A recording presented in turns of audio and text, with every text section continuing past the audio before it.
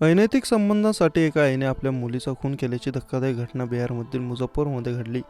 पती दुकानात गेला असताना या निर्दयी आईने राहत्या घरात आपल्या मुलीला संपवलं.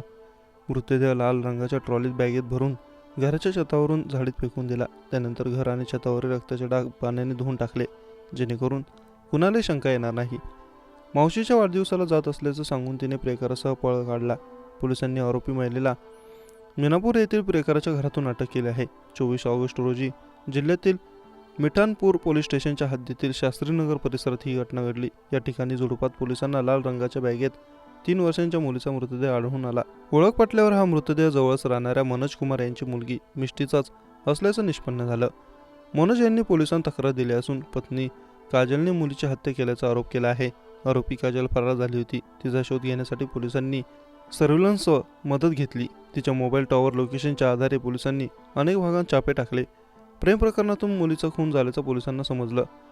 सिटी एसपी अवधेश दीक्षित यांनी सांगितलं की रामबाग जानकी बल्लव लेनच्या मागे मुलीचा मृतदेह सापडला असल्याची माहिती 24 ऑगस्ट रोजी पोलिसांना मिळाली होती. मृतदेह लाल रंगाच्या ट्रॉली बॅगेत ठेवण्यात आला होता. प्रकरणी गांभीर्याने दखल घेऊन पोलिसांनी गुन्हा दाखल करून घेतला आहे आणि SIT स्थापन करण्यात आली.